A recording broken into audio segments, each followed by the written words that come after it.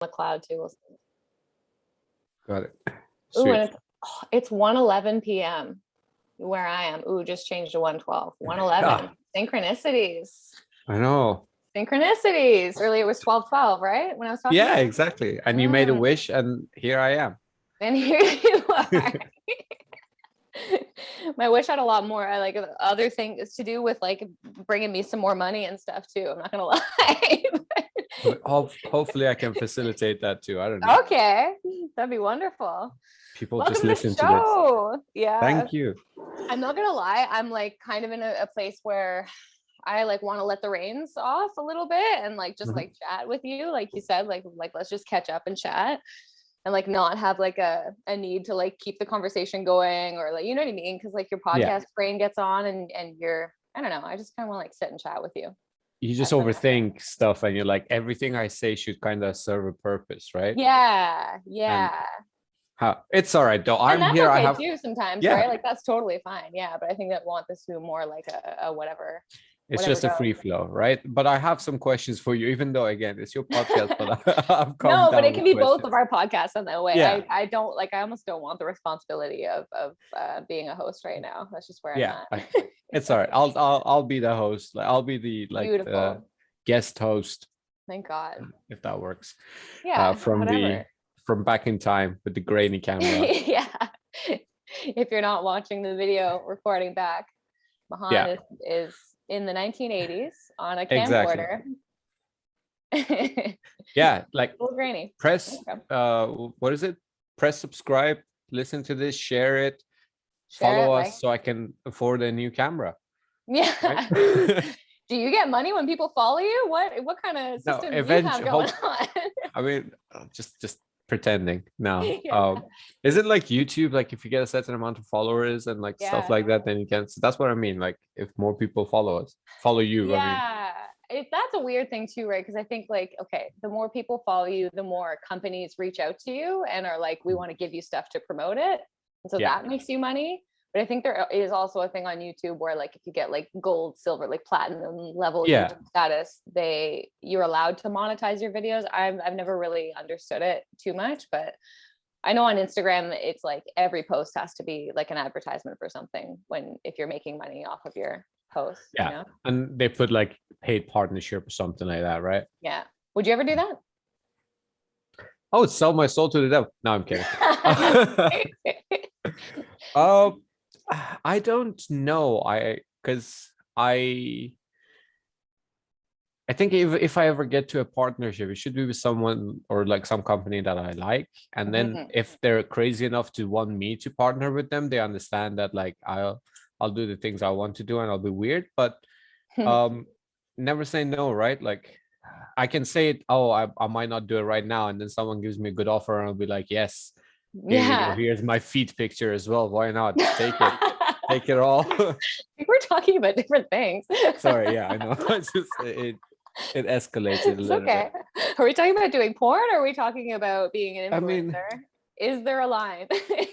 Exactly. I mean, we technically get paid for what we do. Like I sometimes I feel like a prostitute. Like now I'm just getting like paid for the hour, and I have to like to do whatever my clients want. No, whatever. Okay, that sounds right. That sounds wrong, but yeah, it's adjacent. Yeah, it's very close. But no, I don't know. I don't think I'll ever get there, but like deal with it if it happens. But I like to think I have my morals. Yeah. Yeah. One time somebody, it was just only because you brought up feet, not me. Somebody emailed me, and I've heard this happen to other people too.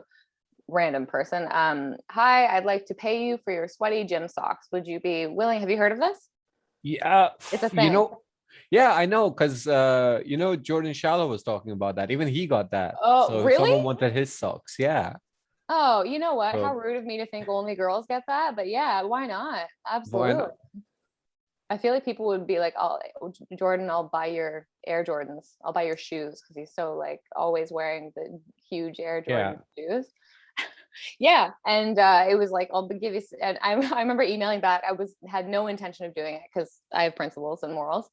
But I was like, how much? And they're like $60 a pair. And I was like, that is not enough for me to like, to sacrifice my dignity and, you know, But I mean, but everybody I worked with at the gym, because I showed everybody that I worked with, they were like, do it, absolutely. But I was like, I need a lot more money for that, I think.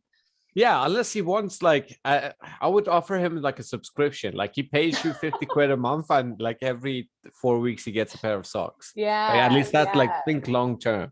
Yeah, totally. Right? All the guys that I worked with were like, I'll give you my socks. And you know, Yeah, like, right. no problem. Absolutely do it. I was like, I'm Yeah, good. but like shipping and What stuff else? like that, come on, 60 pounds, sorry, pounds, sorry, $60. Yeah. What, like It's not $30? enough. Yeah, Is it about 50% in the UK, or is it double? I forget. It's like Canadian $60. dollars is a little bit less. Yeah, like I think I don't Right. know how much. Yeah, me either. Who Uh, knows? Who knows? But We yeah, got like enough information in our brains. We don't need to keep track of yeah. exchange rates. Absolutely, yeah, We that could would like be- barely get the time zone settled. I have a hard time with that always. I always have to Google it and see the conversion with people. It messes you up because of daylight saving as well, because like the UK goes back earlier than the rest of the world. So in like I don't know in Canada, I have no idea, but in Canada, I don't know if Canada's the same, but I know like the States, they're bringing the clocks back on the 7th of November, but we did it on like 30th or 31st of October. Really? So we've already done it, but UK like States hasn't done it. I don't know about Canada. So like yeah, so it messes sometimes. So right now we're okay, but then in a week's time we're like now we're 4 hours ahead. After the 7th, we'll be 5 hours difference again. Because last time I talked to you, you were 5 hours ahead. Yeah, right. That's why. Yeah, so I'm glad I did Google it. Daylight savings time. What a sham. It's so distracting. It's like we're not farmers anymore. You know, it's that it has nothing to do with crop. I mean, you know, shout out farmers. Any farmers can DM me if I'm wrong. Shout out farmers. Thank you for your service. Yeah, I have no idea why we still do it, and I hate it, and my body hates it. And yeah, I get seasonal. Do you get seasonal affectiveness disorder? Do you ever felt gloomy in the winter months? I mean, that's my secret. I'm always gloomy. So just, maybe gloomy. but also like I don't know, because there's like a couple of this is suddenly just gonna get so sad and so real out of nowhere. Let's get real, Mahan. I know, let's get real. I'm not a big fan of December in general, like December, November in general, because basically when I moved here, because I was living on campus during like Christmas holidays, all my friends would go away, but like, and this is not for sympathy, it just happened to happen. Like I would stay on campus. So I just like kind of disliked it because all my friends would go away and then I would just be stuck by myself. Like, and it turned into a lonely time. So I don't know if it's the ghost season. Town too, like a campus. Yeah, ghost town. Campus is like you've just left home too, and you're like, yeah, exactly. So I think like so that's why I don't know if that like, and then I have this ongoing joke that like every either Christmas or New Year something bad happens to me. Well, you're creating it, man. Okay, I didn't create it, but when it happens to you like 6 years in a row, then you just kind of have to be like okay, like, but no. So and I think like because of that, I don't like associate good times with it. So I don't know if this season it's like, do I get that seasonal affective effect? Yeah.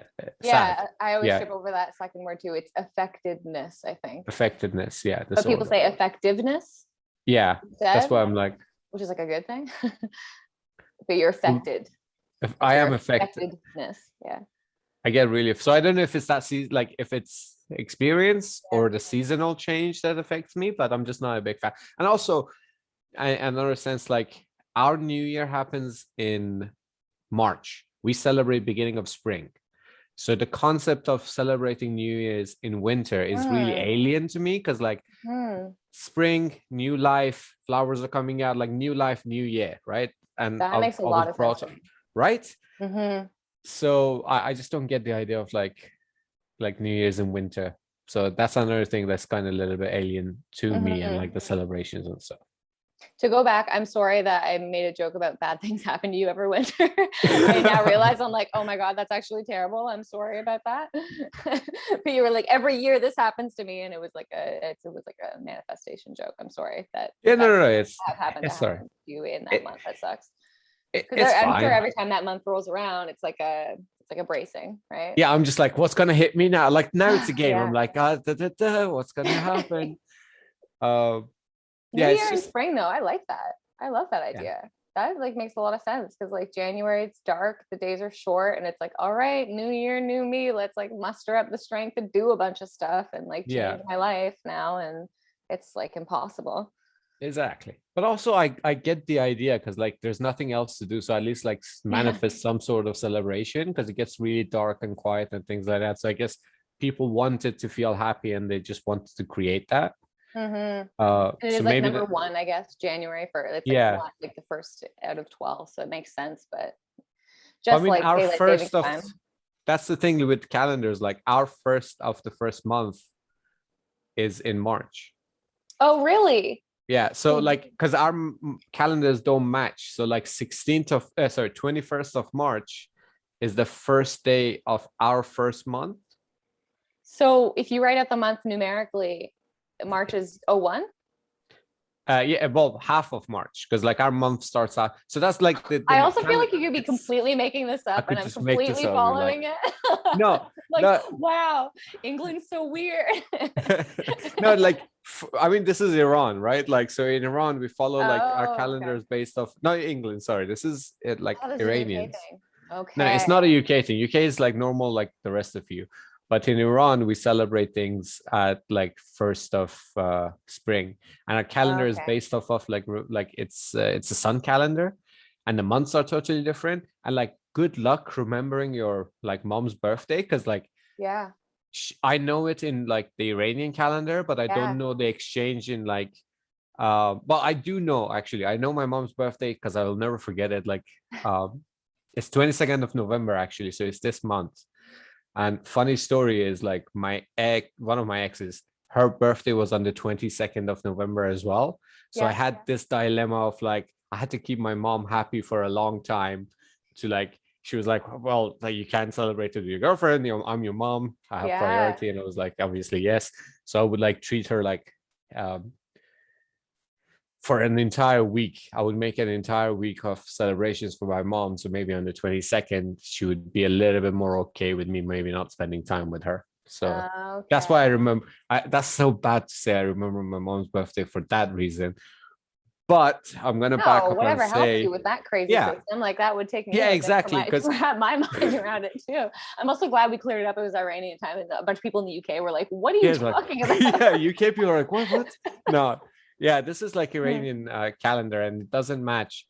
And funny thing is, like, because of a little, leap years and stuff like that, if I want to celebrate my birthday by Iranian calendar, it moves around because, like, I'm like, when I was born, it was the 16th of March, but like, it's also our calendar is called S.A.D. Like, the last month of the year is called S.A.D. And I was 25th of S.A.D. So if it's 25th of S.A.D. in Iran, but it could be like 15th of March here, it's confusing. I don't know. It's all over the place. So I try to remember everyone in like the Roman calendar, or like use what everybody uses here and like in Is the that States. what we're on, the Roman calendar? Yeah. Okay. But like my mom, sometimes just pulls stuff out of the bag and she's like, "Oh, this is the Iranian like Mother's Day, and like you didn't wish me that." And I was like, "Oh God, I don't remember these things."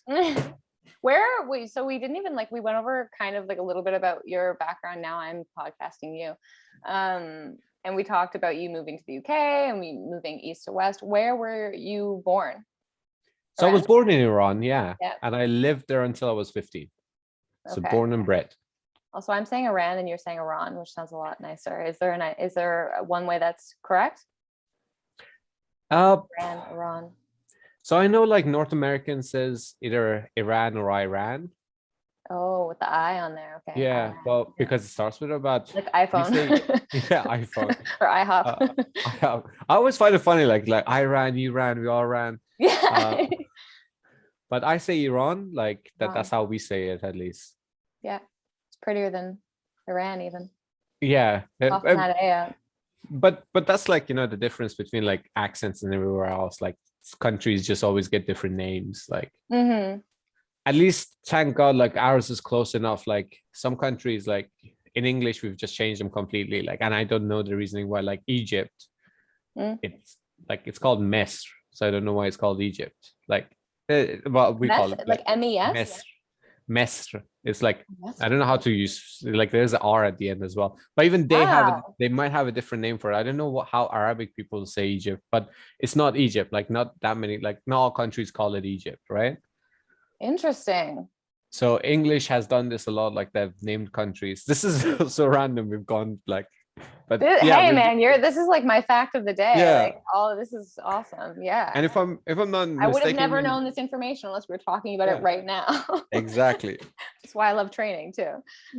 We talked about it in the last one, I would never know. It's always this something new. Yeah. Because I think of it, Japan in Japanese is something different completely, like Ippo or something. I'm not sure. English as something different. So if you ask a Japanese person, how would you say Japan? Like in Japanese, they have a different word for it. It doesn't sound like Japan at all. It's something that, like, I can't remember. Like, you need to fact check me on this. But I know there are countries, like, if you go to the country and like, what's the name of this country? In their own language is completely different from the English version. Crazy. And I don't know where this comes from. Like Egypt does my head in. I still don't know how Egypt and like where it came from. Like someone goes there, it's like, so what is your country called? And the guy like speaks in Arabic and he's like, it's with this. And they're like, cool. Okay, that's difficult. Yeah, I can't say that. Egypt it is. Let's go. One of like the most ancient civilizations of all time, and we're not using its original name. Yeah, right. So you're saying like Egypt is a almost like westernized version of the actual name of the country? Yeah, like it's like probably it's the English version of it. Like I don't know like who said that, like Egypt in. Sorry, now I'm just Googling this because I need to know. I need like Joe Rogan has Jamie. I need Jamie so bad. I would love that if we just yell across the room to somebody. Jamie, look it up. Great. And also edit all of my episodes and timestamp them all and do everything. Put them all up for me. Look it up. I want to know. Egypt in Arabic as well, just like Farsi, is Misr, M-I-S-R. Oh, okay. And no idea. I had no idea. I don't know why. Like, what is it called? So Misr is the Romanized Arabic name for Egypt. Or Egypt is the Romanized Arabic name, that Romanized name for Misr. Just like we're on the Roman timetable. Yeah. So right? Yeah. Let's blame the Romans. Latin, just like they couldn't be bothered to say something. They just said something different. I think we would blame the Romans for a lot of things. I feel like that could go deep. Yeah. Misogyny, the patriarchy. Oof. All of that. All of that. Man, yeah, that's wild. I had no idea. Crazy. That's why we have these conversations, right? Like you find out things and you're like, whoa. Or something you think is totally normal and somebody's like, wait, what? And yeah. their mind with it. Yeah. It's like cool. So I think it's just a use of language as well, right? Like not even with names of countries and stuff like that. I was having this conversation with one of my colleagues. And like, how some words are offensive, Like, I don't know, like I try to be as considered as I can be, right?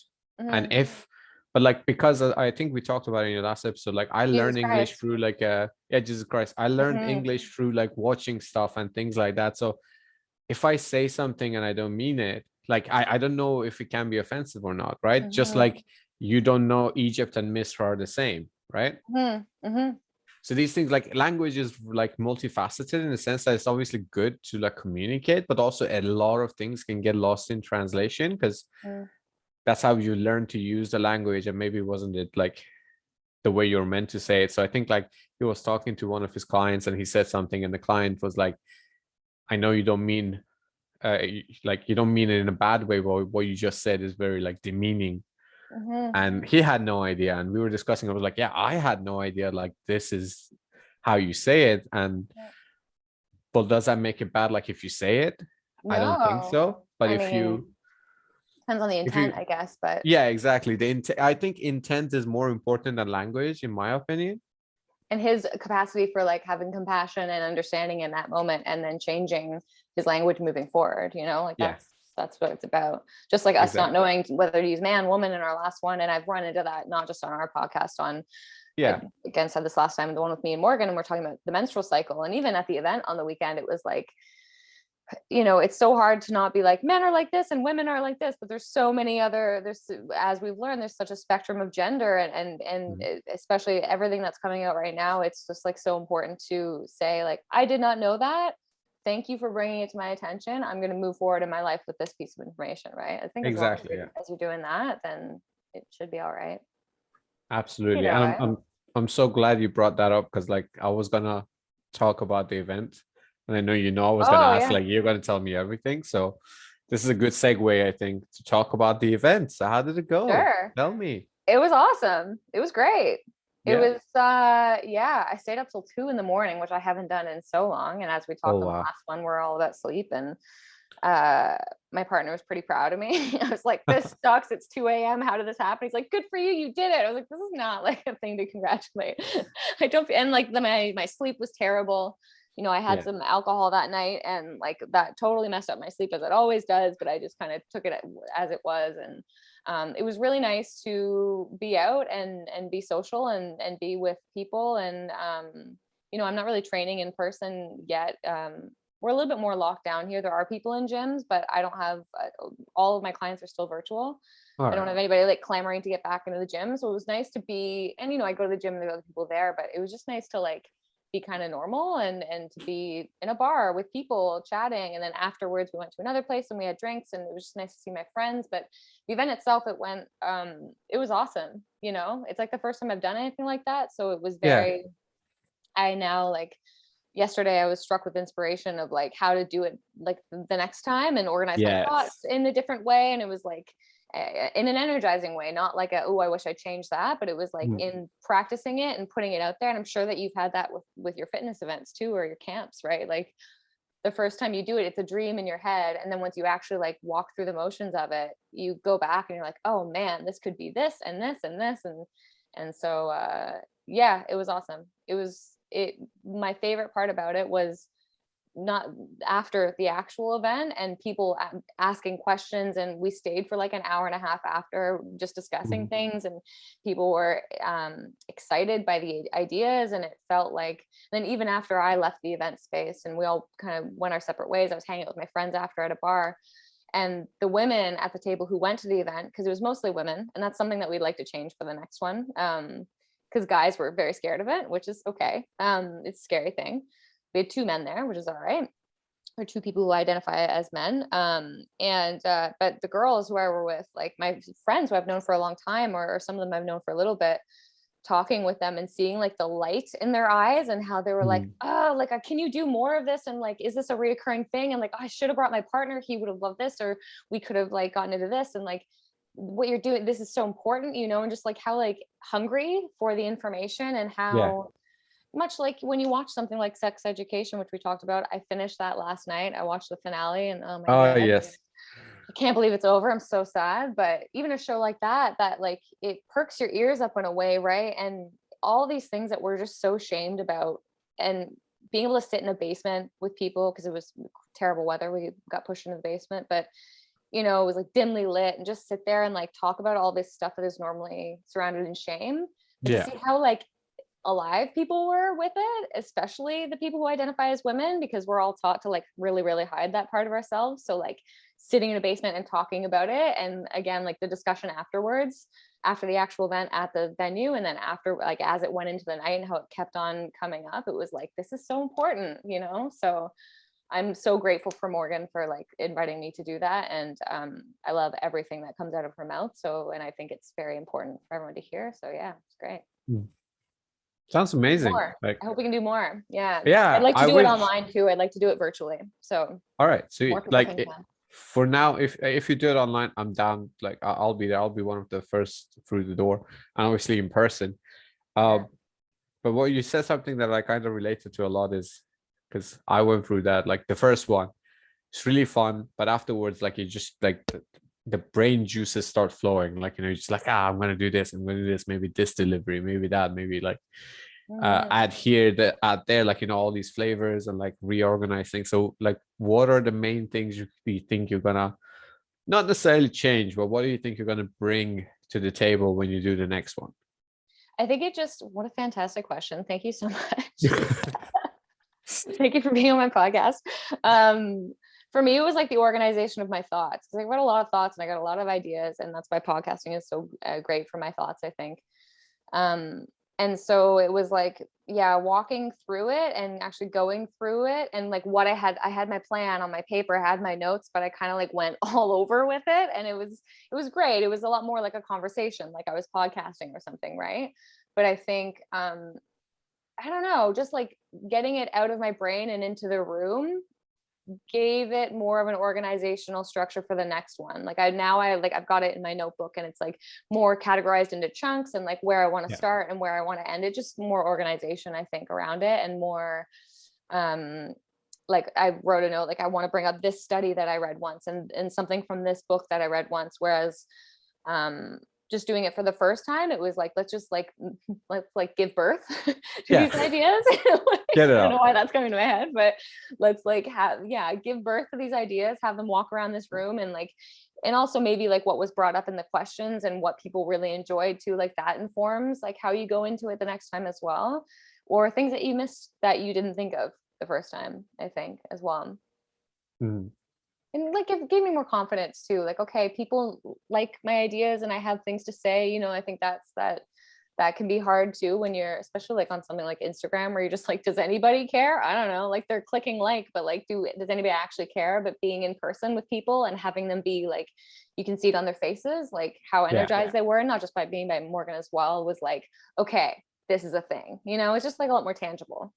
Yeah, it's like that feeling of, as you said, like we talked about it before, personal, right? Like like if we're personal trainers, everything's personal. So working online, as great a tool as it is, it doesn't give you that tangible of like that spark in the eye, or like that like head turning and someone like thinking, and you can see the gears moving, and like someone nodding vigorously to what you say. Or even like, let's be honest, I have had this as well, like the vacant faces as well, like some people are just like gone, and you're like, well, I know that person is just like not listening. So but it teaches you like, okay, I need to bring, like, you can't please everyone, but just like bring everyone back to the fold, and like, I don't know, scream at them at one point. Just to and there's something about expressing yourself that is like, sometimes you can hold back in certain ways from maybe like sharing a part of you or being more vulnerable or something. But I think that like the in-person thing really makes you realize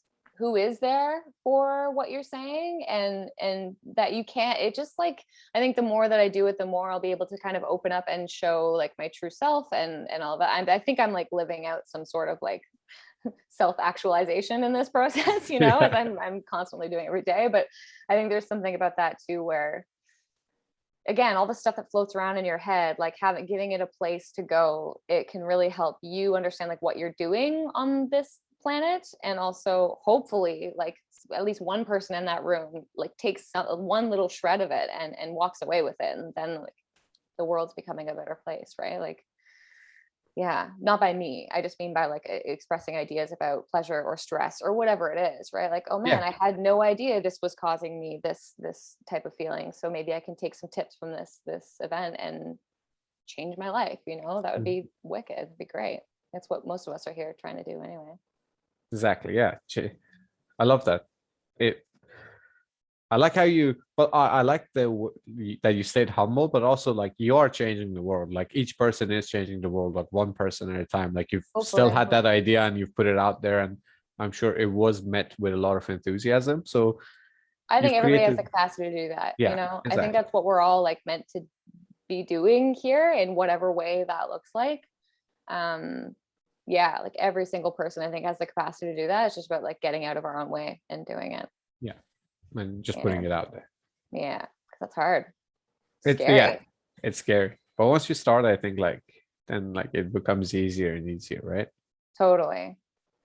But you can go to Now, the other edge of it too, where you're just like giving way too much all the time, right? yeah, And yeah, I feel that way about Instagram sometimes. I can get caught up in the like, I don't know. I've just realized I'm getting deep. I just realized that like a lot of like what I do and a lot of my life, not to paint like a negative aspect on it, but it's like all like, and I'm not the only one. I know this.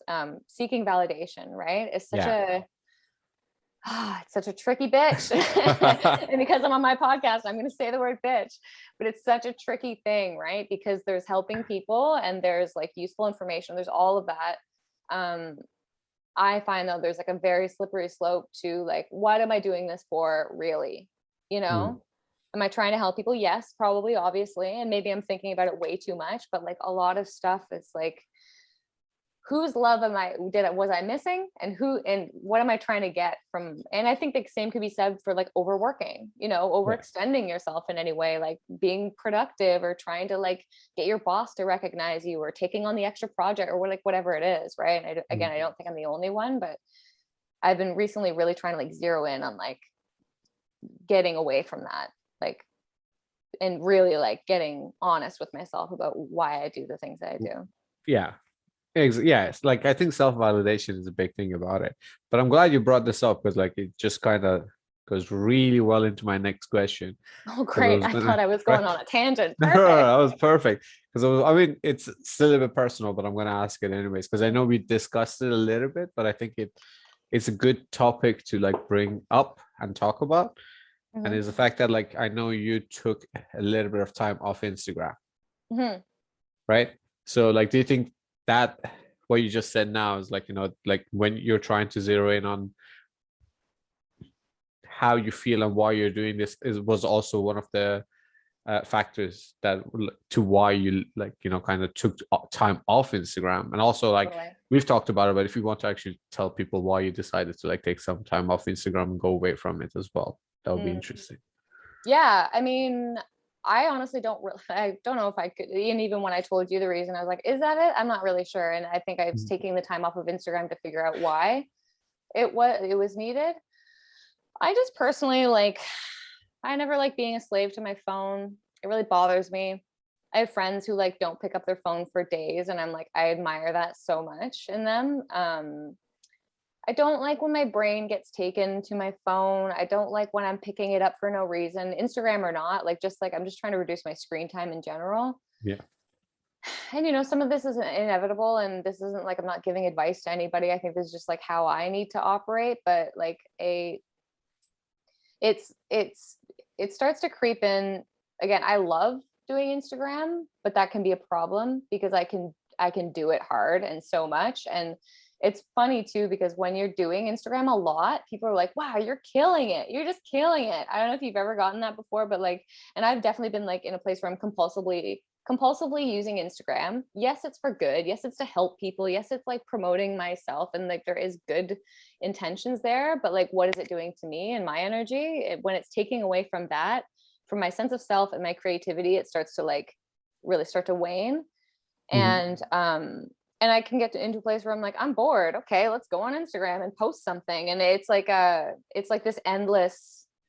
And when it boils down to, when I really like get down to brass tacks and really boil it all down to like, what is this all about? It's searching for validation, for worth, for usefulness, and or feeling like I'm useful, right? And it's super empty because it's a freaking program that somebody designed that lights up on our phones and has like beautiful pictures of everybody on it. And it's like, it's not actual reality. So I think that's where it gets, for me, it starts to feel gross, and it starts to, I just realized that I'm getting lost in it, and I need to like take a step back and get back into actual life. And when I'm not using Instagram, I'm like, I like open up my phone, like, oh, right, I'm not using Instagram. Okay, I guess I'll do the dishes. Okay, I guess I'll like organize my closet, like do all these things that like, it's suddenly you have so much more time for your life, right? And it's like, well, I'll go to the gym. I got more time. Like I even went on Instagram before this call, and that's like part of the reason I was late. I was cooking food and checking Instagram, and it was like, damn, now where did that 10 minutes go, right? And I don't know if I'm answering your question, but I just find that whole like, you're killing it when I'm like posting a lot. And just because I'm posting a lot on Instagram doesn't mean I'm not well. but people always congratulate me for it, you know, or if I run into them on the street, man, you've been like killing it, you're crushing it on Instagram. And it's like, I'm just posting a lot. I'm not necessarily like crushing it in my personal life or in myself. And same with when you decide to take a break on Instagram, a lot of people, I had to post that this time because so many people, it's so sweet, it's so lovely, but they're like, are you okay? I saw that you're taking a break from Instagram. Are you okay? I want to make sure that you're. And for me, if I'm taking a break off of Instagram, I'm doing well. That's a good thing. I know it means that I'm like tuned into myself and that I need that time and I'm not being lost in it. So I always say, like, don't be concerned about me. It's like a good thing. It's concerning when my identity and my sense of self and validation and everything is wrapped up in that thing. That's concerning to me. I don't know. Does that make sense? Yeah, absolutely, it does. And I get what you like, because we talked about it before as well, like, and I totally get what you mean. But also, like, I'm gonna play the devil's advocate and say this as well, because like I think, yes, like you might feel like you're looking for some, like, you know, validation, but also at the same time, you just like told me that right now most of your business is online anyways, right? So like you're not working in person. Because if you work, like for me, like I think like for me, I just work in person with my clients, and the stories I put is just about my clients to my clients to keep them happy. And like I have this conversation like, oh, I saw, like, you know, she did this, oh, she did that, oh, I like the trident that you put it. So I think maybe if you were actually working in person, right, you wouldn't feel the same way about Instagram as you do now. But like right now, because everything's online for you, it's kind of, you also have to be on Instagram because that's how you run the business. Like the time you spend on Instagram would kind of equate to the time that you would be with a client, right? To a certain degree. But like a lot of my sessions are virtual too, right? So it's like in person, but on Zoom. Yeah. And I've always had this problem. I've always had this struggle with it.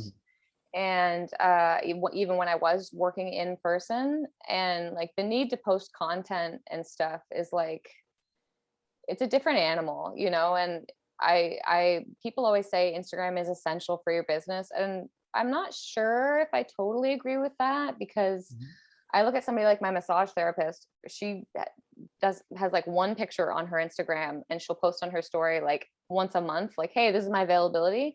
And she's never not been busy since I started seeing her like a couple years ago or a year ago.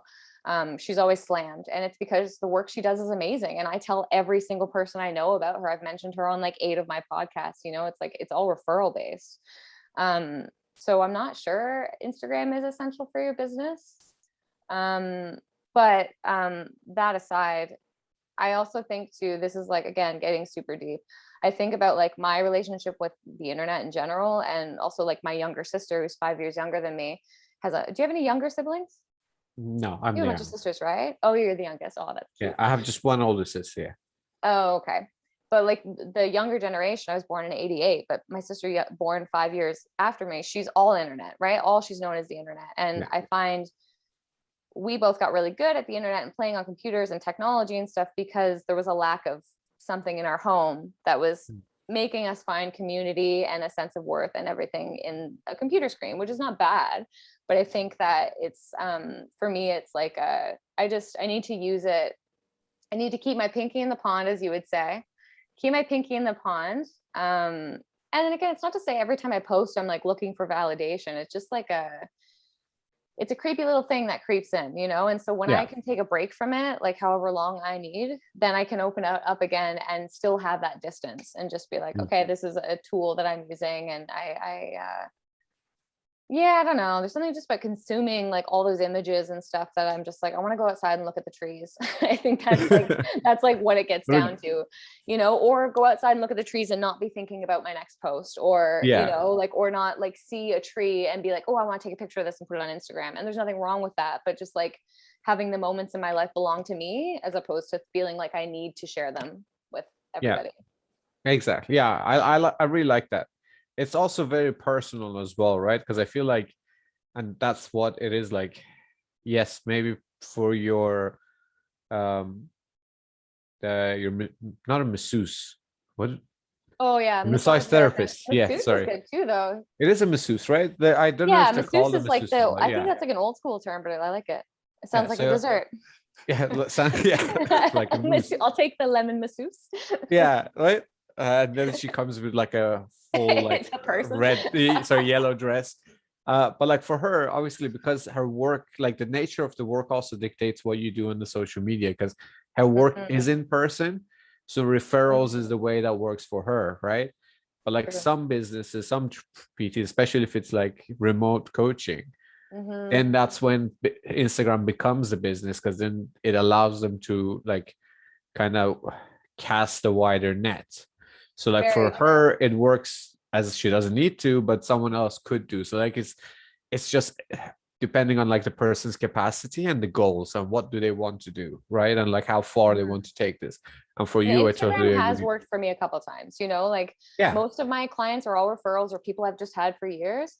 But there's been 2 times where people reached out to me because I posted like, I really enjoy having someone write a program for me. Would you like me to do that for you? Here are the benefits of it. And at that time, I was like, do I need to post this? And whatever, I'll post it. And then somebody reached out to me and she's like, you know, I've been thinking about hiring you for like 2 years. And when you posted that, I was like, well, now's the time. So like it has worked. Yeah. I just look at like my therapist or like anybody I go to who's like very successful and also very busy. Neither of them are really on Instagram at all. My therapist definitely isn't. So it's like, sorry. Well, that's okay. I think referrals are like a big backbone, and you know, flyers work too. I don't know, when people are like, you have to have Instagram for your business. I'm not quite sure. I've never tested it out, but I'm just like not quite sure that's 100% true. Oh yeah, you can definitely make it work without Instagram, as we know. With You like, do good and work. we did We're it gonna talk before, about right? it. Yeah, Yeah, we absolutely. did Like it. most of the Yeah, work before the internet. It was before the internet, but also like, sorry again. Oh yeah, you're still sick. Yeah, God. it's like I'm 100% fine now. I just have the cough. Like the cough is just, especially when I laugh, I sound like an 8-year-old smoker.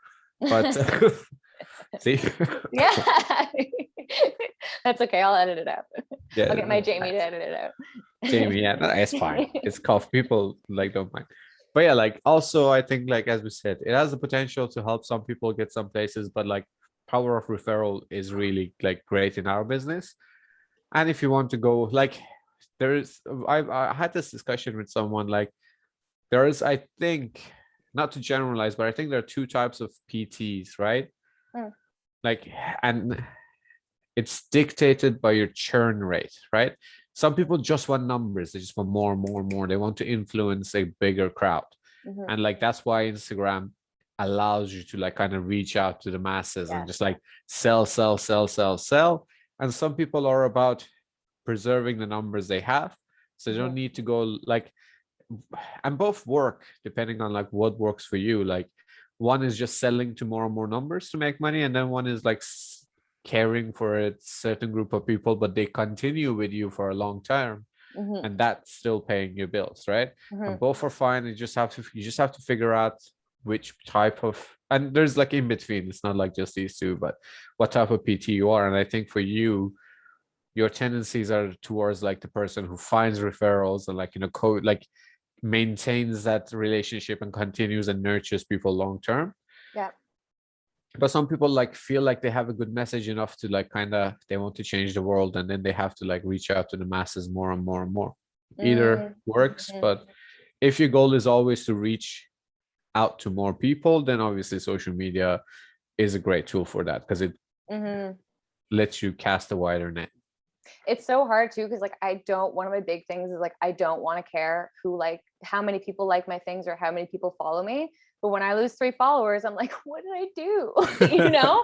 And I'm like, no, like I always say, I don't care how many followers I have. I don't care. But that doesn't take away that tiny little prick of like hurt when like 10 people unfollow you. And it's like, what did I post on that day? Oh my God, I was just posting about like helping, you know? And it's like, it's this thing, but also like, when I look at, sometimes I'll get followers and it's, no offense, some like scary looking older gentleman with no posts and who, you know, and also like no followers. I'm like, I could do with less of those, you know, like if I'm like, maybe I should start posting about periods more so those people stop following me, you know, because if I have 1 million followers, it seems like something I can't control, like how many eyes are on me and whose eyes are on me. And so it feels like less safe to me. Like I would rather have a small group of people who are listening to me and like what I'm saying, and also somebody that I would feel safe interacting with, you know.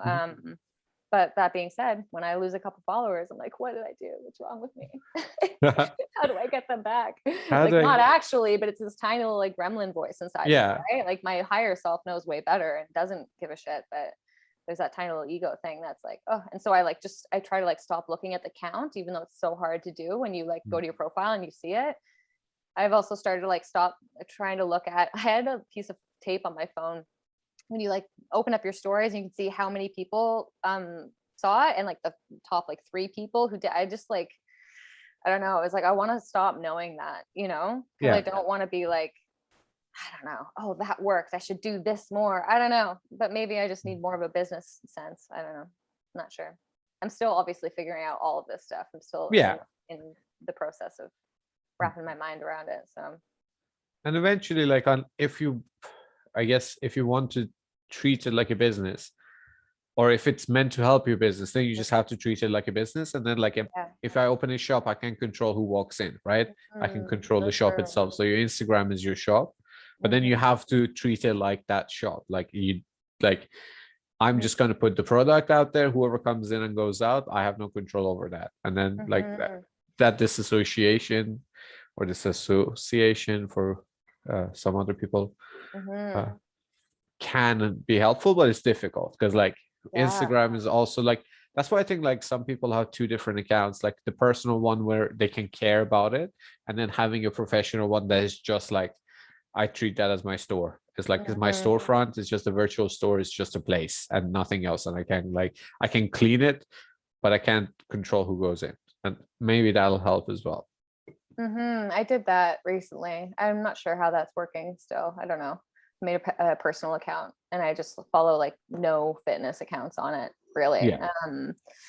But then I just found myself on Instagram more. I'm like, well, this didn't really solve that problem. You know? Like now I'm still like endlessly scrolling, and there's nothing wrong with a good like end of the week. You're run down, you're tired. It's like eating quote unquote junk food, right? Like sometimes you need to just veg out, and that's fine. There's a place for that, but it's why I watch reality TV. But I think like I don't want to like live my life there, you know. Yeah, but that's me, you know, nothing against anybody who does. It's just like I think my sensitivity is a lot higher to it. But at least like you recognize it and you know what you need to do about it. Like you've made those decisions. Like for me, I'm like, oh, I lost 2 followers. How can I get more? How can I? And like it doesn't even matter, which is like the weirdest, craziest thing about it, right? Like it doesn't matter. But nothing does really when you look at it. Well, that's like a very Killian Hamilton way to look at it. But I was talking with a friend on the weekend too, and we got really philosophical. And she's like, when you start to realize that nothing matters, like none of this does, like it can either be damning and kind of like negative, or it can be really like freeing and positive, right? Nothing matters. Nothing matters. Yeah. K2 coaching. Oh, bless. So many shout outs for those pre-script guys. I mean, it's never gonna end. I'm just gonna keep writing them in my show notes even when we don't mention them. They're gonna be. Well, that's how we met. So, and for anybody who doesn't know, I'm talking about pre-script. I think we mentioned their names, but we don't really talk about it. Pre-script is a place where Mahan and I met in a way.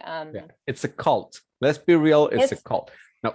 Man, it's very culty. It's very culty. It's a thing, you know, but in a very like direct marketing, like they know what they're doing. Their branding is so strong, and they have followers for sure. Not even like in the Instagram sense, like followers. Yeah, like they're followers. It's like the iPhone or what. Did we already do this? Did we talk about?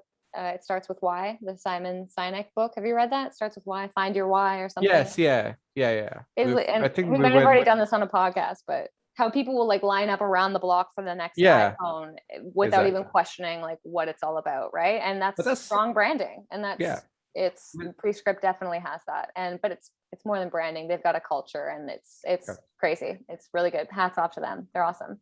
It's a good community. Like the thing is, like, yes, it's a cult, it's a brand, people like to be polarized. We like to always like follow a system and stuff like that, but at least yeah, what I like about them is like they at least recognize that like it is part Yeah. of their branding that like we're not teaching you a system, we're teaching you a system's way of thinking. Even if they then like not do that, at least they're saying it, right? Yeah. And even Jordan is always like, I have no idea how this Yeah. happened, So how we did this. Like I said something to him once, like, this, he commented on that I had you guys on my podcast, and I was like, yeah, like the community has been so awesome. It was what I was looking for when I needed it. And he was like, yeah, I have no idea how we did it, but it's so amazing. Like the people who come out, he's very humble in that way, yeah, right? Like yeah. I didn't even mean to create this, even though it seems so well thought out and systematic. He's like, they're always like, we don't know what we're doing, but it's working. And Yeah. which seems like the total opposite to what it seems like. It seems like it's very well thought out and planned out and it's systematic, but maybe that's just them being humble, but it's great. And, Shout out Prescript. If you want to take any courses on training or like even like human behavior in a way with yeah. fitness and training and coaching, I highly recommend Prescript. Yes. Shout out, Join shout the out. cult. We're nice. Join the cult. Join the cult. Drink At that least we don't do Kool-Aid. weird stuff. We just talk about training. Like Yeah, yeah. pretty much. Which could be considered weird stuff. I don't know. Yeah, yeah, to some people. Arguing about stability could be considered weird. Now, I'm gonna take this like because we were going a certain direction. Now I'm just gonna flip the table and go somewhere else. Okay. Is I believe someone promised me that they're gonna do my oh, horoscope. buddy, I know where this is going. Do you want to? Yeah, why not? Do you know? Got you Okay. here. All right, let's go off road. As Jordan Shallow says, let's misfrizzle it into the internet. Exactly. Can I screen share with you? Absolutely. Okay, so well, what do you? So what do you whoever doesn't know what's gonna happen, why you you're tell me. excited about this? Like you're into this. You wouldn't bring it up if you didn't want me to do it. Yeah, I'm curious. I want to know what it says. But whoever doesn't know, what are we talking about? What are we talking about? I load it. Oh, so we're talking about astrology, which I love has come up on my last like 5 episodes. So we're talking about astrology. So on the last podcast, Mahan told me he was a Pisces, and I told him that means he's very like dreamy, like head in the clouds kind of people. They're people who like see other dimensions to things. They're people who are romantic, emotional. It's a water sign. All water signs are emotional. I got super into astrology over the pandemic. It was not something, I mean, I was always like kind of into it in a way, but I was always like, no, I don't really believe it. And then it just started like working for me in so many ways and being so accurate that I couldn't stop. And I got super into tarot readings and all the stuff that people get really angry about when you start talking to them about, but I'm into it. So people get really angry about it. Like I find it everything, anything. And like they just go angry. And I find it like I might not 100% believe in it, but I find it interesting. And I think there is some truth to it. I think we talked about it last podcast that like if you're born at the beginning of a year compared to the end of the year, that'll definitely have an effect on you, like as a kid, because you'll be the bigger kid in the school. So like these things will affect you. I had never heard that before. Yeah, that was a great point. I like to take credit for it, but I think there's a book that talks about that. Like I forgot the name of the book, but if I find out, I'll let you know. Said it in the last one, but I did not. Yeah. Notes at all. So like that's a book. Like it talks about like I think what makes athletes great and like hotbeds of talent and things like that. And like one of it is like where kids are born or which like what part of like is it early in the year, like middle of the year, towards the end, like taller, bigger tendencies. Yeah, exactly. So what city were you born in? So I'm gonna do Mahan's. This is so great. Astrology chart. I wish I could get paid for this actually, but I know, right? If anybody, I can't share my screen. It's asking me to do a whole bunch of stuff, so I won't. But I use many apps. If you want to know, you could message me. The Pattern's an amazing one. I'm just going to drop all these things. The Pattern is a great one. Human Design is wicked too. I'm going to use CoStar for this. CoStar is a cool astrology app you can download on your phone. It's written very like philosophically and kind of, if anybody wants to use it, it's cool. It makes sense to me, but it's kind of like hard to wrap your mind around sometimes. But all I'm doing right now is just looking at Mahan's chart. You can do it for free. You can Google CoStar. Well, I'm on CoStarAstrology.com if anybody wants to do this. And you just click on like create my chart. I just need the city you're born in, your birth date, and the time you're born. And I know like as close to, because the stars and their alignment with the planets changes on the hour, right? So that's why it's important. Also, the app always tells you like you can call the hospital you were born in and ask. And I was like, I do not want to do that during COVID. Like, hi, Yeah. I'd love you go back to 1988 and see what Yeah. time I was born. I need it for astrology. But or you know, if your mom is a caring, great person, she probably knows what time you were born too. But you think it was like 3 or 4 in the morning, right? Yeah, I think it's 3 or 4 in the morning. My mom knows for sure, but Should have gotten your mom to. Yeah, Mama Mohan was actually here earlier in the day, but Oh, I really? didn't get to ask her. Yeah, Okay. I mean, so she had to pick some stuff from my flat. Like I didn't meet her; I was at work, but I know she was. Oh, okay. Like your mom been into your flat when like you just walking and certain things of like, because I like to keep things tidy and clean, right? Mm-hmm. But I still like she still has like she does small things that are like slightly tidier and cleaner than I tidy and clean, and I pride myself for being a very clean person.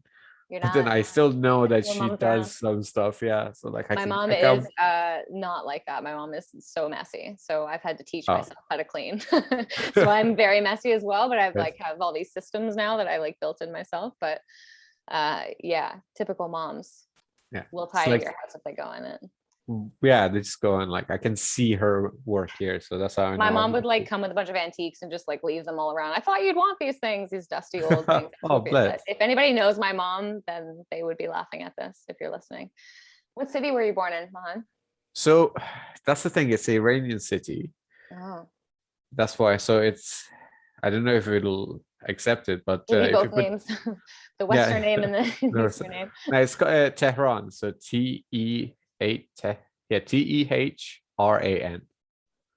Tehran. Tehran province, Iran. Yes. I've heard of Tehran before. I don't know why. So that's the capital of Mm. the country. So yeah. That's probably why. Yeah. Year? 1991. Oh, you're younger than me. How cute. Oh. I love that. That's great. Act old now. Yeah, you're so wise. What month? It's the beard. It's the fake beard. March. March. So that would be 3 here, right? January, February, March. Is that the thing? And so, okay, so what I'm doing, why is this thing? I'm so excited for this. Like, great. I'm glad that you're excited. I'm glad that you're actually into it and you're not just doing it for me. And whoever's watching this episode, they're just kind of like holding their breath right now. Like they just, oh my God, the anticipation is building. What day were you born? Or what day?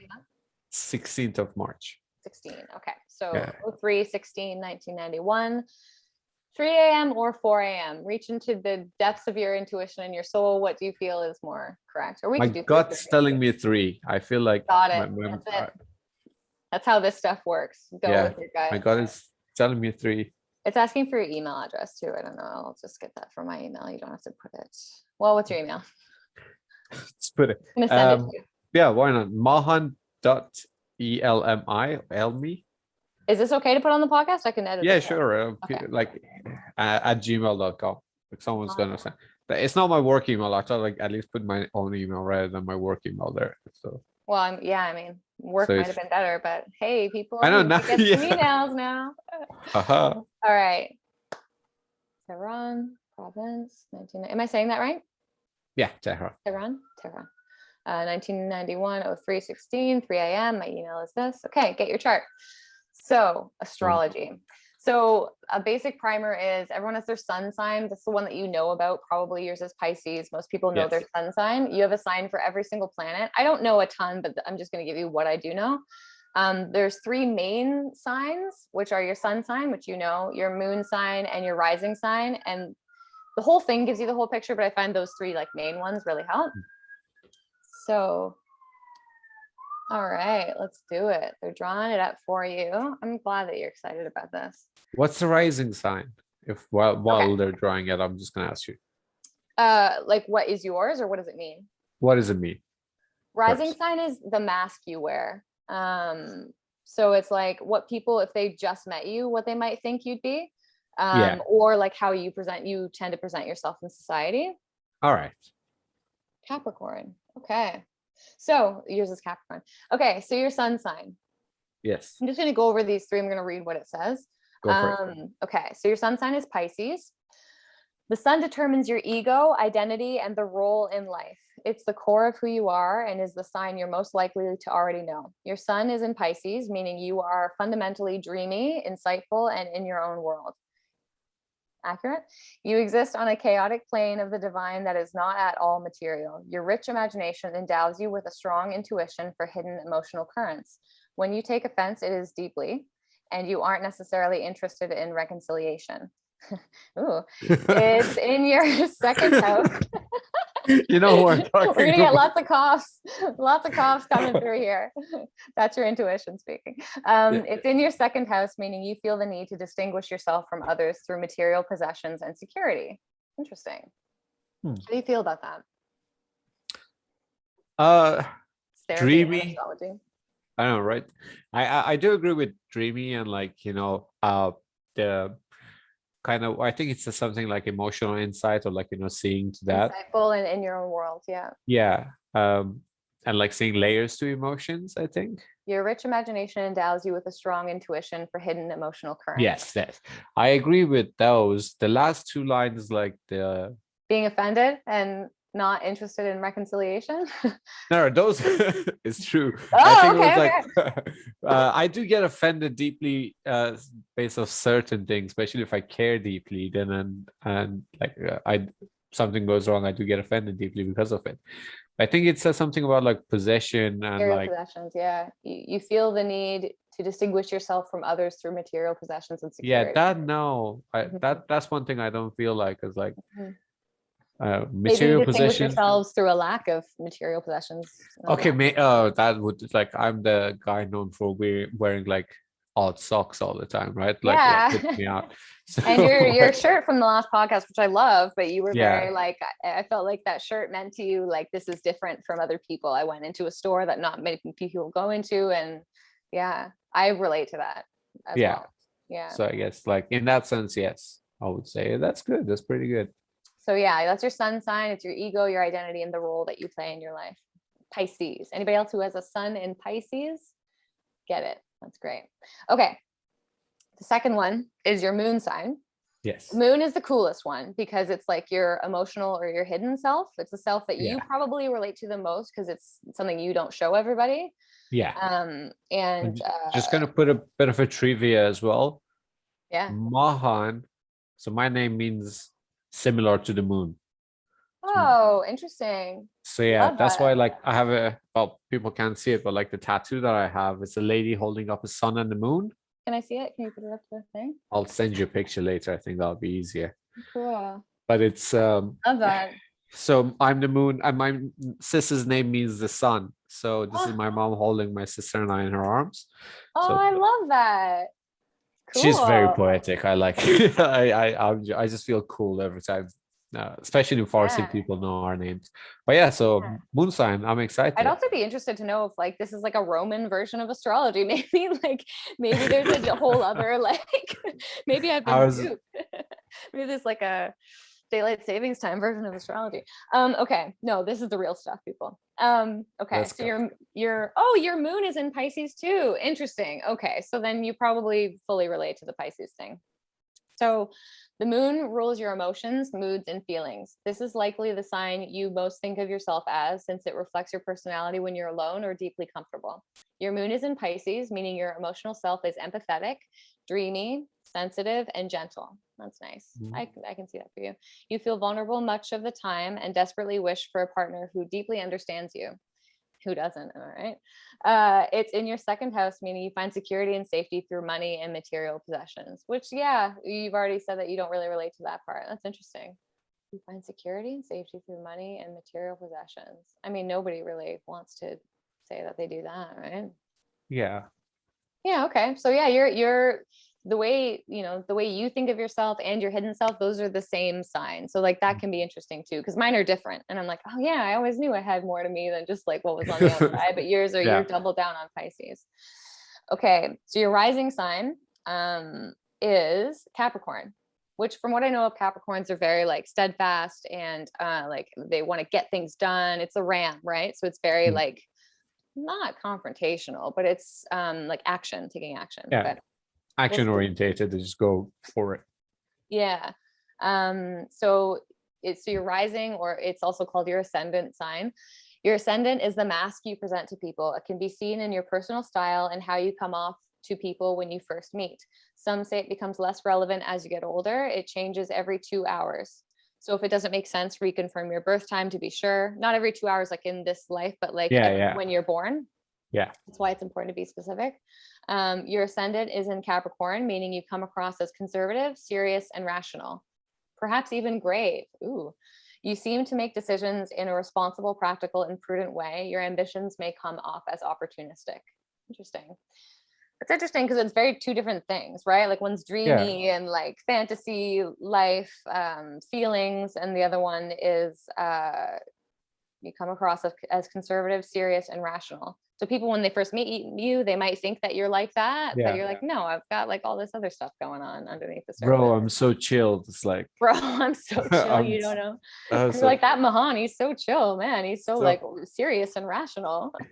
And you're like, no, I'm just slow. You said that a couple times. Just slow. You said that a couple times on the last one. You're like, I mean, my always is slow. So yeah. We were both really tired on the last podcast. It was like, I mean, yeah, it was a bit lazy. Now we both have the energy.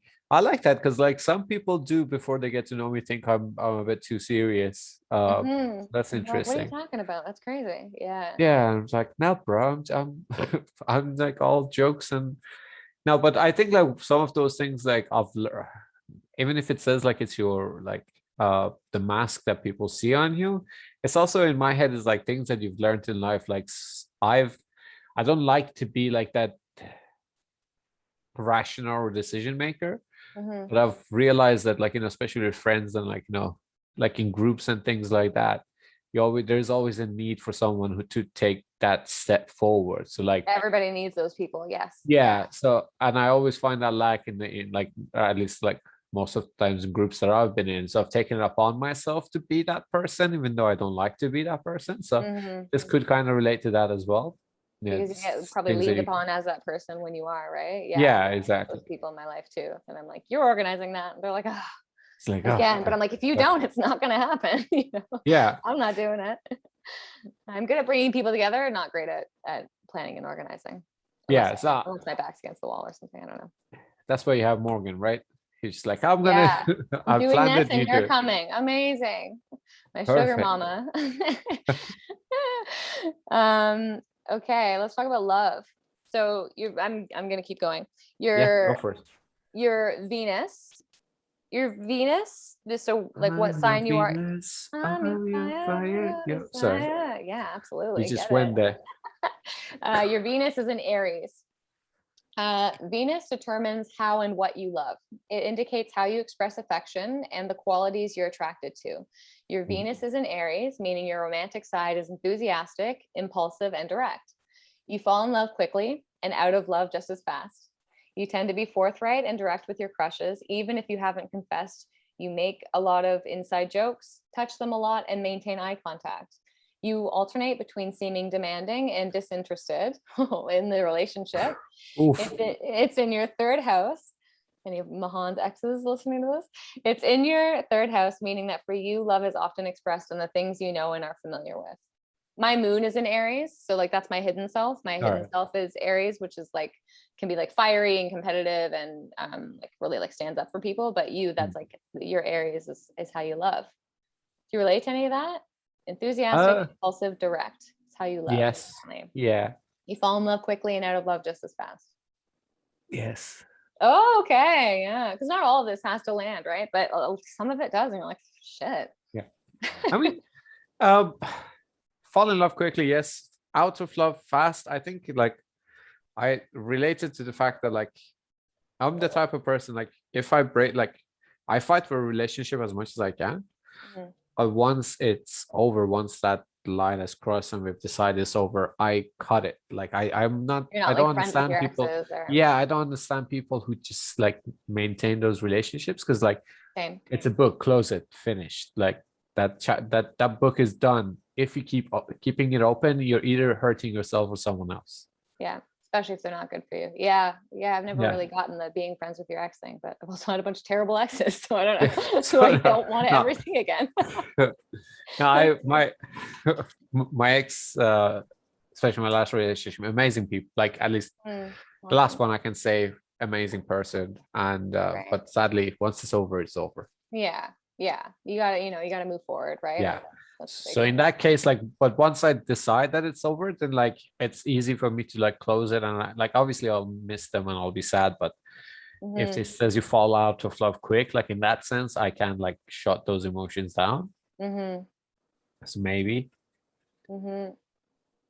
Yeah, people are friends with their exes. Like, Yeah, it's so I don't like. I'm trying to think if I know anybody who is.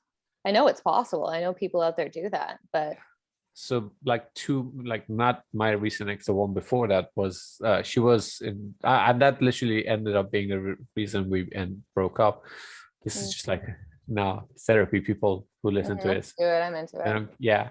Because I kept like, I was like, no, I don't think you, and because it's a, like, especially I don't think it's fair to you as a, like, if you come into a relationship and the person's still in like friends with their ex, it's a burden on you, and like it's just this there is this fear, and I was, maybe I Oh, you mean if manifested you were that still fear. friends with your ex and heading into your next relationship? Yeah, so You had for the person you're, so like in my case, she was still in friends with her ex, and as I started this relationship, it's always something over my head, because I'm like, yeah, and you're like, I'm it'll be seeing fine, this that's fine, and person. then you're like, Yeah, oh god. and they keep telling you it's fine, and then they go, okay, so And story. you're like, I'm cool, I can be cool, I'm so cool with this. And you're like, yeah, I'm I'll not try cool with this. I'll be cool. I'll be cool. You know how I said I don't like Christmas and New Year's? So my, not this relationship, the one before that, very serious relationship. We had thought about, like, we were going the whole 9 yards, everything planned out for the rest of our life, through like, marriage, everything. Christmas she goes back home. New Year's Eve goes out drinking with her friends and happens to go to a club that her ex was there. The same ex that I knew about and I wasn't comfortable about, and I told you like that. So it was always over my head. So I guess maybe I manifested it myself. It's not my fault though. But they end up kissing. Well, you can't manifest shitty people. Yeah, You exactly. didn't do that. No, I'm joking. Like, so that's why, like, that's another reason I don't like New Year's. I'm like, oh, this happened as well. Yeah, that's triggering. That's brutal. But yeah. Oh man, people. Story time. Just a bunch of messy people all trying to just find love, right? It's human nature. It's human. Like, we're just all messy children, never grow up necessarily. But yeah, I like that. That's also like my Venus is Aries. Applied. Well, it's gonna send this to your email, I hope too. So if you want to look over it. There's other stuff too. Mercury is about communication. We could do that. Mars is about aggression, how you assert yourself. Oh, your Mars is in Gemini, which is my sun sign. Let's do that. Let's go. So Mars is the planet of aggression. It determines how you assert yourself, take action, and the energy that surrounds you, particularly in your sex life, your ambitiousness, and when you're angry. Your Mars is in Gemini, meaning you assert yourself in a way that is quick and heady, and you push things forward with lots of energy through, though sometimes without focus. It's my life. It's in your 5th house, meaning you put a lot of energy into romance, self-expression, creativity, and pleasure. Okay, yeah. Yeah, why not, right? Yeah, behind that, yeah. Who's gonna argue with that? Everyone's like, yes, of course. Sure, yeah, I'll take that one. There's no bad stuff in there. That's great. Other stuff too. Responsibility, restriction, limits.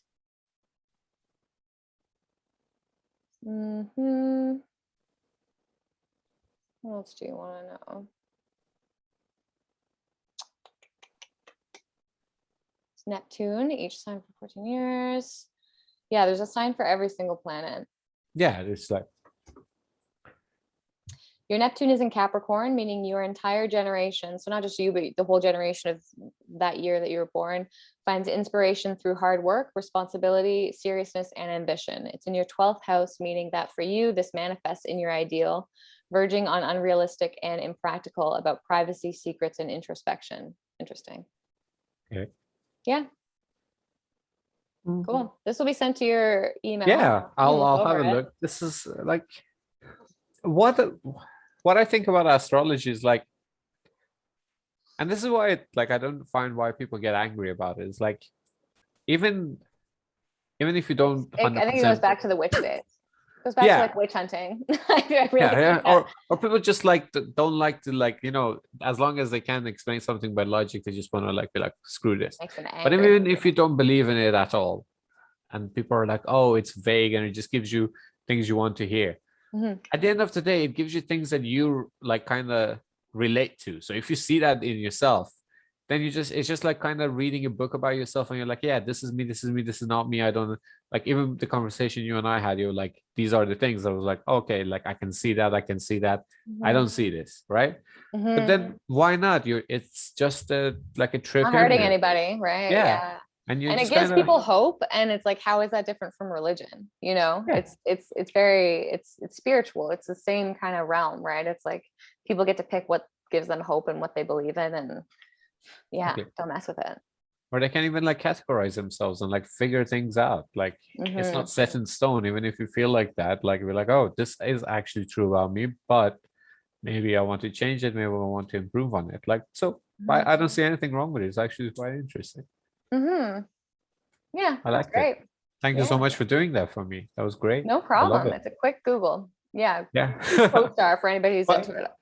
but like Google in itself, like I love people's enthusiasm, right? You find this, like, it means something to you and you're excited about it. Like your excitement gets me excited. And like, why not share this? Like it's happy. Like there's nothing wrong with it. Like, it's like we had a Totally. good conversation, like some interest, like it's interesting. It's fun. Why not? It's fun.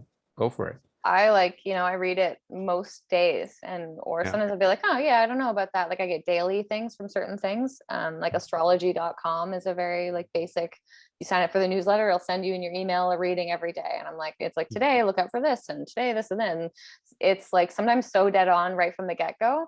But even when it's not, I'll read it in the morning, and then I'll live my day, and then I'll go and be like, oh yeah, what did that say this morning? I'll go back to it. I'm like, holy crap, that was so how today planned out. Like for me, it always.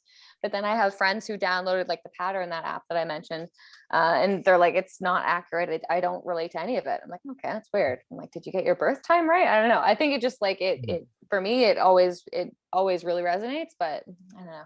Yeah. I don't know. Why the hell not? Why the hell not? Now, I have a question that just kind of sprung up as we were going through this. Yeah. And I don't know if you don't mind me asking. Not at all. I'll tell you if I mind, and I won't answer Yeah, it. absolutely. Yeah. Like you don't mind the question. I think it's more like I meant like time-wise. But No.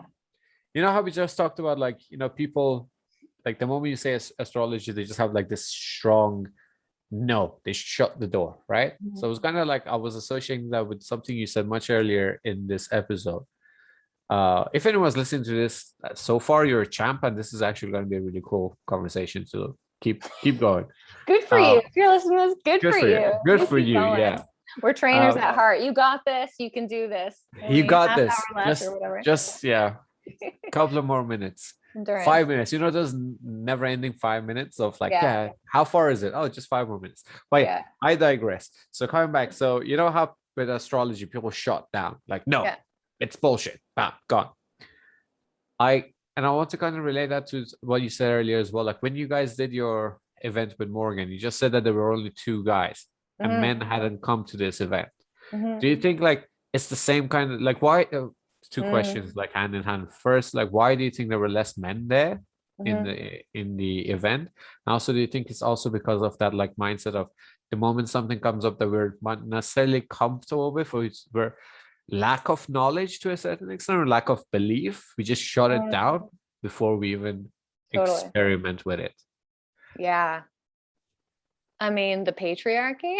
I mean, like, and again, like it all goes back to, I saw this post on around Halloween, and it was about like, it was like, they didn't just burn witches. They burned women who had like different colored hair. They burned women who were open about their sexuality. They burned intelligent women, like loud spoken women, it like, again, I think that I think that the female and the feminine used to be this like revered thing, and across cultures it's probably different, but like it used to be like when women had their periods, they like would build a tent and let all the women go into the tent and like chant, and like it was this like festive thing, and they were looked at as goddesses, right? And they were above, and the mothers who created life, you know. And then I don't know, the Romans or whoever came in and colonized things, right? And then they started with that's all witchcraft. And I'm not clearly not a historian by any means, but I think like Europe, I don't know, settlers came in and said,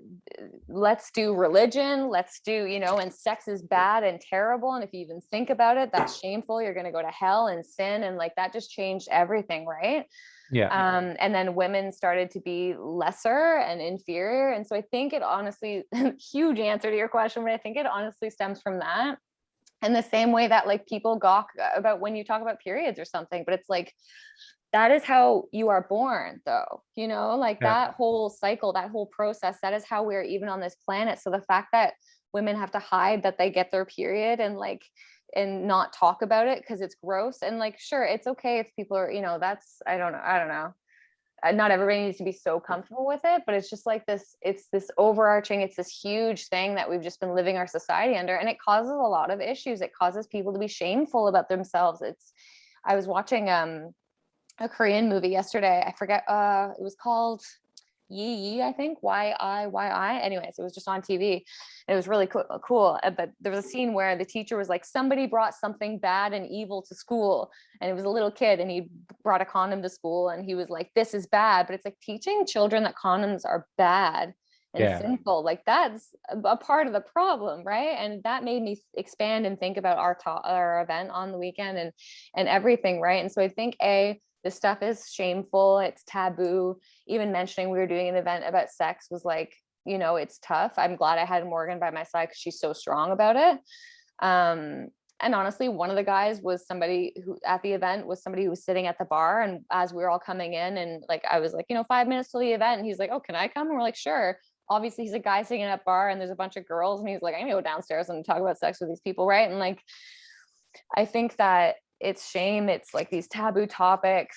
Why do men not, I mean, yeah. And I think there's also just like this eye rolling that goes on with men toward women of like, oh, a bunch of women talking, how annoying, or like a bunch of hens clucking about. Like I've heard so many different ways of saying it, and yes, these are jokes, but it's like women just are seen still to this day as less than, even after all the progress that we've made. And you know, and of course the things are so much better, but there's still so much further to go, right? And I think like all of this ties into one, you know. You asked for it. No, I'm absolutely, I agree with that. No, I do Welcome agree to me. You're getting to know me through these podcasts. That's the goal. Yeah. Like whoever's gonna listen to us is gonna listen to this, but as you said at the beginning of the episode, it's more about you and I just having conversation, and like if anyone joins the ride, perfect. And this is stuff I don't get to express on Instagram, because Instagram is like, it has to be tied to my business, and I'm showing up like as a business owner. But yeah, there's still a lot of shame around sex, you know, and it hasn't done us any good. And I think it's like looking at systems and being like, is this working? No. And it hasn't been for a long time, you know. And you look at places where like it's even worse, like in the church, right? Like Catholicism, right? It's like the sin, damnation, everything, but there's so much hidden like abuse, sexual abuse, and like it's bigger than anything. Absolutely. No, I agree with that 100%. But I also, I don't understand it. Correct. Okay, you're not a guy. I was gonna say, correct me if I'm wrong, and I was gonna like, if you're a guy, you're not a guy. No, I'm down. I can do that. I used to be an actor. Let's go. Channel your inner guy. But like, this is how one of the things I think about. I've also spent a lot of time around men in my life, so I like to think that I can like kind of go there. Yeah, but like, let's say I'm a guy and I shallow enough, like it's not always about sex, but let's say I'm going to use myself as an example. Actually, let's not just go for anyone else. I do enjoy sex, right? I like it. It's important to me. I care about it. It doesn't mean I don't care about other stuff as well, but it is an important part for me too. So if I'm a guy and I like sex, wouldn't I like to understand how to keep my partner satisfied Mm, enough to go back to it? Like, mm, it actually makes sense to me to be trying to make my, like, satisfy my partner enough and be good enough for them mhm, if all I care about is sex. So I could mhm. it's a it sounds a bit That's a cheap to make it no. sound like a product, but it is a product. If I want my customers to come back to me, I'm gonna make it like a business because like I'm good with business. Absolutely. Give a Yeah. good product, a good enough product that they want more. Yeah. And how do There's a you lot of create a good, vulnerability in admitting that right? you want more information around that though, right? Like it's like I think a lot of guys are scared to say that they don't know and that they're not the Yeah. best in bed ever, because asking a question admits that maybe they're not. And so they just keep going on with the ignorance of like, I don't need to know, I'm doing it fine. And the fact of the matter is, and as Morgan brought up, and she'd probably do this way more justice, but like even looking at porn, like that's how we learn about sex because sex ed is so terrible in schools and so like stripped of anything.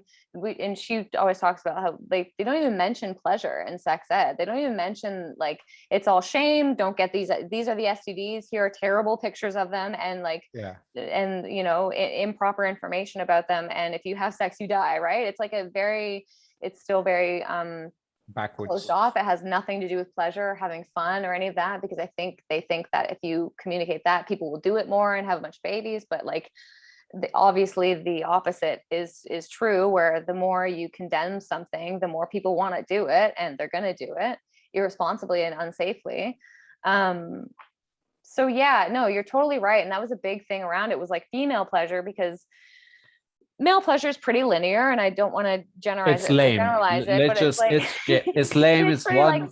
A to B, right? It's like the It is, start and yes, then the yeah. end, right? Yes. And with women it's very like start stop, like there's a gas pedal and there's a brake and it's very complicated and it's definitely worth like learning about.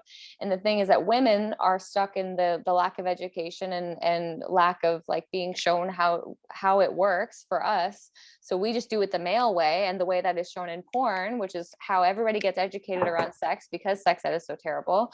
Porn is very male. Even if you're like watching female friendly porn, I guess it can work a little bit better there, but it's still like around, like A to B, it starts, it builds up, and then it's done. And Morgan actually pointed out like how that's very like disparaging for like the trans community or other types of people who can't have penetrative sex. We're really going there today, Mahan. Let's go. But they can't, right? So to say like finishing or to even call like define sex as going there, penis in vagina sex is very not inclusive for other people who don't have that, and so like why is sex not like all the other stuff that can happen? And so I think, and it was like, the average time it takes, I'm gonna get these numbers wrong, but for a female to get fully aroused, it's like 40 minutes or something. And it's like the average sexual encounter lasts like 12 minutes or something like that. And for a man to get fully aroused, it takes 7 minutes. So that's a very short period of time, but women exist in this other. So just like, again, come to our events and we'll do it virtually so you can learn all this stuff. But like, I think it's like, it's hard. I don't know, we have a lot of work to do and it goes a lot deeper than like just us empowering ourselves with the information. It's like teaching kids and the language we use around it. And Morgan even talked about how like when we're kids and if we're caught doing something sexual or masturbating, we're shamed out of it. It's like, no, that's bad, don't do that, it's scolding. And so then you internalize that as this is a bad thing that I could never do.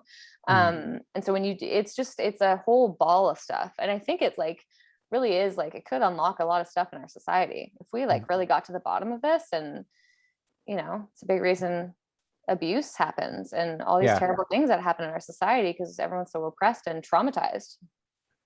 Which really boggles my mind because the oldest story in the book is Adam, Eve. They were told not to have the apple and they had it. It's human nature. Tell them not to do something, like they just do the opposite. It's like if you inhibit or deny or like, say this is bad, this is taboo. That's the thing. Like it will like or you said like with sex education, they just put work like, oh, don't do this. This is bad. These are the diseases and everything else. So like, so it's so old school. Like we've like it's Adam and Eve all over again, version 2.3 3-5 something. Like it always happens the same. Yeah. And A lot of us also, aren't like, even religious or like follow that religion, right? So it's like, why are we yeah, still going with this script and that story? but that's why I said story, and I even forget about religion. It's a story that's Mhm. outlived pretty much any other story. It's the first story that we think of, right? Like before anything else. And then the other thing is like, I I don't get the shame in it. Like you don't go to IKEA and buy something and try to build it yourself. You look at the manual, like at the instructions. Yeah. Same thing with like if you don't know how to like pleasure someone, just ask, find out Yeah. more. Yeah. But like we're all okay with knowing that we can't build. I know some people are like get the IKEA box and they're like, you know what, I'll build it without looking at the manual. You're an Yeah. It idiot. never works. Just It never works. it never works. It's never You end up works. It just breaking the pieces and yeah. So I've done treat this as the same thing. Like, and especially each person is like different, human individuality. So if every person has their own manual, so like that. I don't understand the shame in asking, but Have you ever seen the show Mr. In Between? sounds very familiar, Oh, but really? I'm I not posted sure. about it on Instagram once because somebody asked me what I was watching, but it's an awesome show. It's an Australian show. It's on the channel FX, but I don't know, you could probably just stream it. It's the internet. It's one of the best TV shows of all time. Highly recommend it. Okay. The character last night in the episode we were watching was talking with a woman and she was talking about faking orgasms and he was like, why would you do that? And she said, well, because, and he's like, why wouldn't you just tell the person that you're with that you're not cutting it, buddy, you know? And she said, well, I can't do that. I'm going to hurt his feelings. I'm trying to be nice, right? Like I have to be nice. And this is like, just, that's like the script of how it goes, right? With a lot of people. And women are trying to be nice and not upset anybody and just like take care of, and we talked about on the last podcast about how women are taught to take care of boys, right? Yeah. But then the male character, the main character in it, he was like, well, that's like such a disservice. Like, why? Screw being nice. Like, nice never gets you anywhere. Now that guy is going around and sleeping with everybody and he's not any good at it. He thinks he's great at it because nobody's telling him. And there's a bunch of unsatisfied women in the world, right? And then she said, and it was just like, this show is just so great because the conversations are so simple between the characters, but they're always like greater meaning. And she was like, well, it's not my job to teach all the men in the world. Like, how is that my responsibility? And both sides are right, you know, but it was just such an interesting conversation that really like got to the root of like what's going on. And again, it has to do with the way we're raised, right? And yeah, and again, porn has a lot to do with it. You know, you watch porn, you think that is the way that it goes, that's the way it has to go, and if it doesn't go that way, then we're doing it wrong, or you know, and it's just like it's unfortunately the way a lot of people get educated. Oh my god, and I can't even imagine having a kid today with like the access to the internet. Like I know, I right? can't even imagine like giving my 8-year-old a cell phone, you know, and I know you can put like blocks and barriers on that, but I feel like even like for us, we got like a little bit of that, but again, kids today I think have it so much worse, where the access to that stuff and TikTok even, and like all of it, I don't know. And also, yeah, exactly, like TikTok, like there's so many sources, and you know, kids are having sex at younger ages, not responsible. Again, like it's not working. Like what we're doing isn't working. Exactly. And also, you know what we just said, like the parental control or the lock is another forbidden fruit, right? Like it just creates that curiosity of how can I break this lock? There's something behind this lock that like I need to break it to find out what's behind, what's that like. So yeah, me too. I like the idea of having kids this day and age for so many other reasons as well. It's just very scary. Oh my gosh, yeah. Very scary. Or watching like a baby on a phone, like swiping and tapping on things. You're like, what? You don't even know how to talk yet. Have you ever seen that? It's wild. And like opening apps and stuff. And it's like, it's so strange. I don't know how to deal with it. Yeah. But also like teaching kids in general, like just bringing up, it's so much responsibility as well. Like I think I said it, like if you have a kid, you're not just responsible for them, but like generations after as well. Too much. But do you want to have kids in your life? Do you know yet? I go through phases of yes, no. Like I wanted to have kids. I think it's a disservice, like because the kid doesn't ask like to be brought to this world and then like grow up and then pay taxes and like you know sort out their life and like learn about like social media and like. So I want to be a good dad, especially because like my parents are divorced, so I just never want to be what like happened to me. Also, at the same time, it seems like such a daunting task that I want to be 100% ready for it to get to that position. But then there is no perfection, as we talked about it. So are you ready? So like, I just go through phases. I feel the exact same way about it. Yeah. You don't even have to ask me that back. That was like probably what I would have said too. Yeah. Yeah. I don't know, man. Not sure. But also not getting any younger. So I don't know. Not sure. But I'm just not someone who does things because I should. I'm never like, I should. I'm this age. So now I should have a baby and now I should do this. I don't know. I'm like, it's got to feel right. Yeah. But people always say that, right? You're never ready. But it's like, I want to feel like kind of ready. I want to feel ready. But it's your decision as well, right? Like you eventually do something that like whatever works right. Yeah, you'll get to that point. It's just like figuring it out, I guess. But we'll see. It is a weird. Life is long. Scary. Yeah, life is long. Life is short. Life is wrong. Long. Life is also wrong. It's also wrong. Like, come on, we're on a planet. Like, we're on a rock that's spinning around and just moving into nothingness. Like, it doesn't make sense. Like, flesh it doesn't bags, matter. Bunch of bones in them. Say pretty sounds. Nothing matters. Nihilistic. Yeah. Back to. Yeah, I guess that is nihilism, eh? Yeah. Yeah. It's nothing matters. But yeah, I think that that's a good point to cut it, maybe. Yeah, we went there. We went there. Yeah. But I love these conversations. Like, I like to be, because I'm learning. I need to be like, I feel like one person at a time. I always say that. So like, I'm 100%. I'm gonna like put it out there as well. Like, whoever wants to follow my footsteps, just as a guy, I'm gonna tell you this: ask your partner, ask them. Like, just do it. Like, you don't know anything. You like, honestly, and I know because I compare it. Like, male pleasure is so simple compared to women's pleasure. So ask. It's very linear for us. So I think it's daunting too, right? It's like, oh God, it's so complicated. I don't even want to dive into that pond. And for women too, we don't even know. I think it's also it's like, on both sides, right? Like it's up to women to learn about themselves and learn how you are different from men and learn and to not, and I even get that with clients in their periods, right? They're like, oh, why do I have to have my period? Why it's like this thing that's happening to me? And it's like, stop comparing yourself to like the male model of like you're going to change throughout the month, right? So it's like we're always in this model of like, why am I not like my male counterpart or whatever, right? But like learning about yourself and what you do, like it takes a lot of introspection, a lot of work that like a lot of people don't want to do. And then you have to communicate it to somebody, which is really scary because you might be upsetting them and the way they identify with themselves. So I think it's just about like having a nice person around you and who's willing to learn, like you're saying, and having hard conversations. I mean, we've all been in relationships, right? But like they unlock so many things, but they're really fucking hard to do, right? To sit down and like have a very difficult conversation. You might like be afraid of it for years, and then you do it and it's like, oh, this huge weight's lifted off you, right? And there's a great show on Netflix too. It's Think What You Want about Gwyneth Paltrow, but it's the Goop. It's like Love, Sex, and Goop or something. It's a great show, and it's about all of this stuff. It's about couples who go and work with like different sex workers and help them with intimacy and learning about stuff. And so that's a great show to watch, and I think the world is changing and that's great. And we're talking about this more. We're sitting here talking about it. So yeah, it's funny. It's still a thing that I like get uncomfortable talking about, but not when I'm with you. And it's weird that I'm very comfortable on a podcast that I'm broadcasting to hundreds of people. It's everywhere. But even at the event, I found myself like getting like closing up about things. And it's like, it's hard to unlearn this stuff, right? Yeah. Oh yeah, absolutely. And like it or not, it's much harder for women than it is for men.